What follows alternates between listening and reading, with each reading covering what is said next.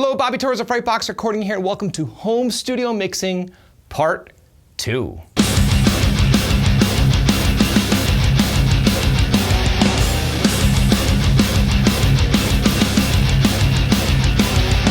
So within this week's 3-part video series, we're going to be talking about some of the common pitfalls and traps that many home studio owners face when mixing projects within their home studios. And in today's video, we are going to be talking about dealing with multiple guitar layers.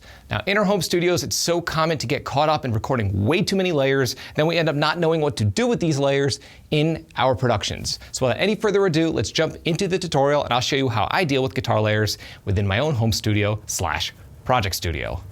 Let's get to it. All right, so here we are in my DAW. I have a project open of a song that was fully produced out of my home or project studio. And there are a ton of different elements going on. A ton of drum tracks, bunch of vocal tracks, clean guitars, heavy guitars, real amps, amp sims, all kinds of stuff. Now, I've been doing this for a long time, and some of the common mistakes that I see people make are as follows, especially in home studios. Number one, they don't commit their tones, especially when it comes to amp sims. So right now I'm gonna play the intro of the track and I'm gonna share with you why this is so important and why I practice this approach and philosophy within my own productions. Let's check out the intro.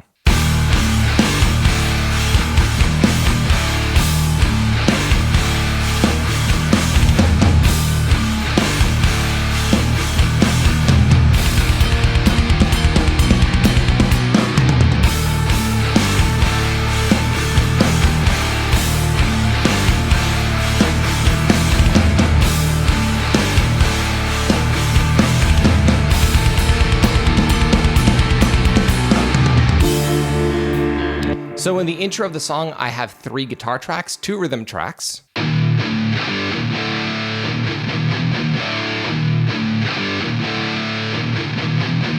Now in this production, those are actually live amps. I decided to reamp the DIs through a live amp, not because I had to, but just because it's fun. But a lot of the overdubs, actually all of the overdubs in this production are all amp sims. So if you notice, there was an overdub that kicked in halfway through the intro riff right here.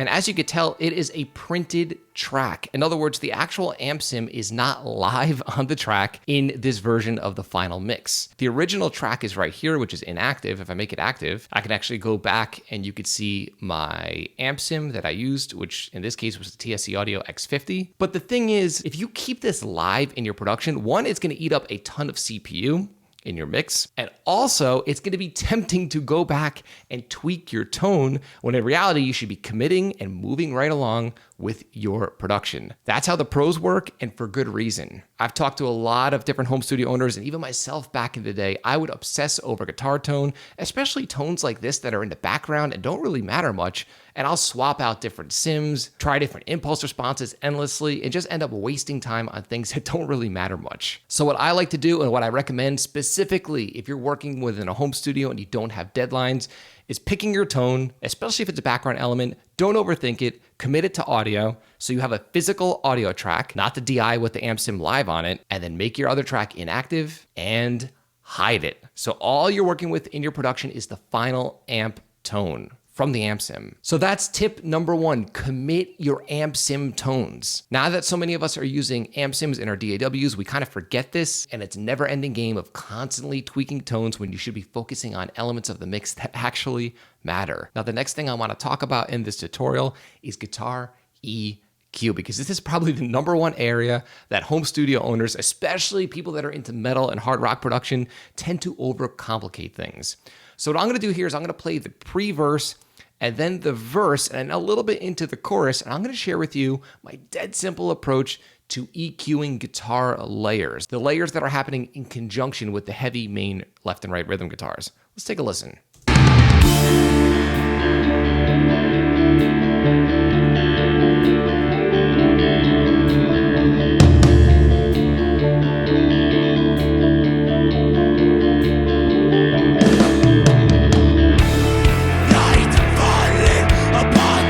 Concrete caverns desolate, torrent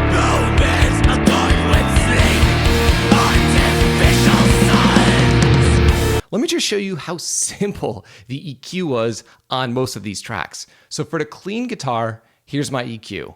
Most of it is coming from low passing and high passing my guitar. I did not go in there searching for quote unquote problem frequencies that don't really exist. It's just unnecessary. If you're starting with a halfway decent tone, especially if it's a clean guitar or an overdub track, you don't have to go in there notching out specific frequencies and boosting specific frequencies. It doesn't have to be that complicated. So now that semi-distorted tone that you heard in the verse,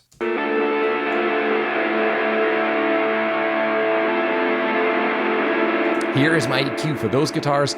Literally just a low pass filter rolling off all frequencies above 2.5K and a high pass filter rolling off all of the low end. And that goes for both tracks. And that's it. This guitar did not have to be bright. It had to sound dreamlike and in the background. And I just took my amp sim tone and I didn't overthink it. And even the main heavy rhythm guitars, here's my EQ. All frequencies below 100 Hertz knocked out, all frequencies above around 9K rolled off, and a little bit of lower mid removal. That's it. You're much better off understanding the stock EQ plugin in your DAW than going out there and spending a ton of money on third-party plugins and not fully understanding how to use them. And the final thing I want to bring up in this tutorial is to not overcomplicate your mix by recording way too many layers. A trick that I like to use is I like to stereoify mono sources. So let's take a quick listen to this chorus and I will show you a real-world example of what I'm talking about.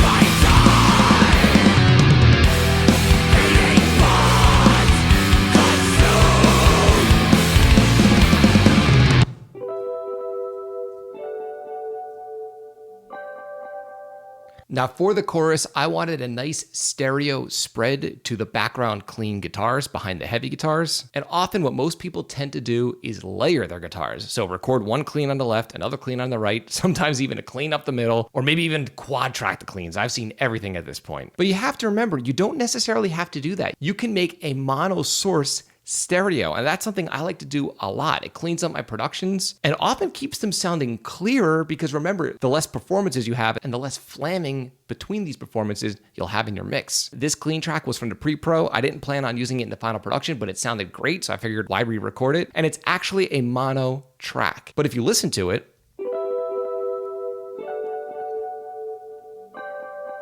it's in stereo. And the way I'm accomplishing this is so simple. I'm taking a stock stereo delay plugin and I'm delaying the right side of my track by 20 milliseconds. So just to be clear, I have a mono track. I'm sticking a stereo plugin on this mono track and I'm delaying the one side by 20 milliseconds, creating a hole in the middle for the lead vocal. Now in my younger years, I would have definitely gone back and recorded this part in stereo, maybe even with two different guitars and two different amps. But remember, this is just an overdub. I already had it from the pre-pro, the vibe was there already, why overthink it? So there you have it. Those are my 3 main tips for when you're mixing guitars in your home studio. Number 1, commit your tones. Number 2, focus on using just a basic EQ plugin and mainly using high pass and low pass filters instead of overcomplicating EQ and auditioning 100 different EQ plugins. And remember, you do not have to layer and double all of your guitar tracks, especially overdubs. You can stereoify them with any stock delay plugin. So as you can see, dealing with guitar layers isn't rocket science. It just comes down to the simple technique of choosing strategic guitar tracks that are actually helping your production and not overdoing it in the mix. Now, if you're looking to seriously improve the sound of your productions and mixes, I don't care if you're using stock plugins in Reaper, an analog console, outboard gear, overpriced expensive plugins, it doesn't matter. What it really comes down to is how well you understand basic EQ and compression. And because of this, I'm offering you direct access right now to my crisp and clear heavy mix formula. The crisp and clear heavy mix formula is comprised of 3 primary components: an EQ and compression cheat sheet that you can refer to whenever you sit down to start a mix. And within the PDF guide, there are clickable links to private tutorials where I break down in detail how I mix each of the main instruments within a heavy production. And each of the video lessons comes with a multi-track download so you can mix the exact same raw multi-track that I'm mixing in the lesson. The heavy mix formula is absolutely free right now, and you can have direct access by clicking the link below in this video's description. Now be sure to catch part 3 of this video series, which will be uploaded this Friday, if you're interested on how you should deal with mastering within your home studio. If you found this video helpful, like, comment, subscribe, and share. And do not forget to click the little bell icon so you can be notified every time I upload one of our weekly videos on all things Metal and Rock Productions. Until next time, Happy mixing.